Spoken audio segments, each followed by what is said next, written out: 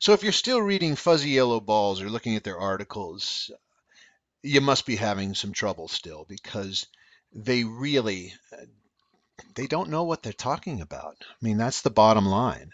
It's observational teaching, and they're just trying to tell you what they see. I mean, his Fuzzy Yellow Balls, the introduction to the one-handed backhand fundamentals.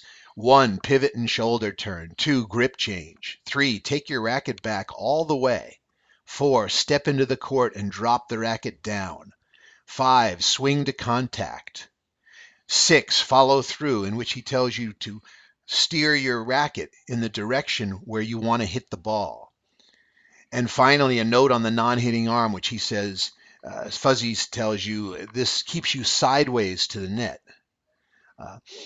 All of these things are fuzzy at best and can hurt your game and hurt your arm at worst. I mean, just finally, the idea of keeping you sideways through the hit. If you look at some of the older players, Billy Martin was a great player. Elliot Telcher was a decent player. These guys did that. They held their side to the net, and they finished with their left hand keeping their side to the net. And they, between the two of them, they have 4 hip replacements at 50.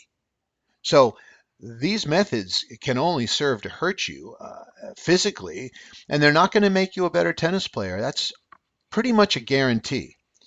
So let me try and illuminate some things for you and bring you out of these dark ages that these websites like Fuzzy Yellow Balls keep you in. Okay, so let's illuminate what's really going on here behind the scenes of Richard Gasquet's beautiful one-hander. And let's teach you how to rip your backhand and hit a one-hander that you can really be proud of and that you really love to hit. So it all starts with the split step, okay? And as soon as he makes that split step, his left hand, the non-hitting hand, starts to change the grip immediately, getting the knuckles of the index finger right on top. The next thing, he doesn't turn his shoulders. What he does is he moves his hips. See, watch the lower body, not the shoulders. His hips start moving, and his left hand actually pushes forward. See that? The left hand actually pushes the head forward. Look at the hips. They're almost back, and the shoulders and chest are still facing the net. Look at that.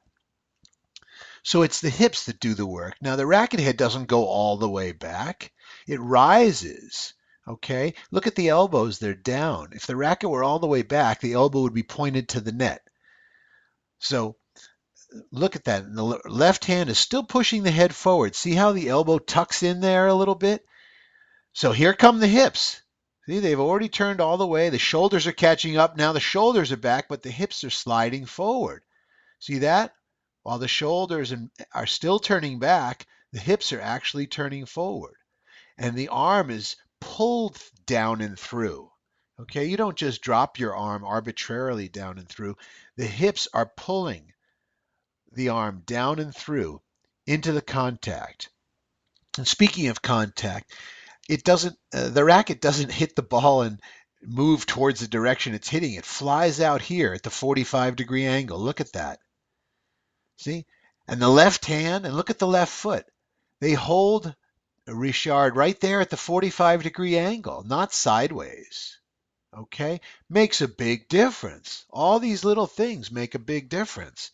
So it's not what you see, it's what you don't see that's really happening out there.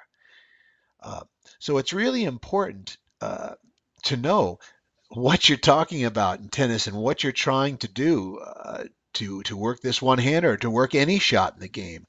Take one more look. See, the left hand is actually turning the grip. It's pushing the head forward. The lower body is almost all the way turned now. Look at that. And now the chest starts to catch up. And as the chest starts to catch up, the lower body, the hips, start turning in. See? The chest is now turned all the way back, but look at the hips. They're coming forward. This keeps tension in the body. See? And so the body is nice and tight and in a coil, and it pulls the racket down and through into the hit. And the hit glides out to the 45, and look how steady the racket face is. It doesn't go through the ball. It actually, once it gets out to the 45 and can't go anymore, it just flares off into a follow through. the follow through really just vanishes. So really have to know what you're looking for here. And you can play this game and everyone can have a beautiful one-hander and a beautiful serve and every part, all court game. But you really have to know what's going on. And it's not what you see, but what you don't see. So come join us at the infinityschooloftennis.com and learn more. Look forward to seeing you.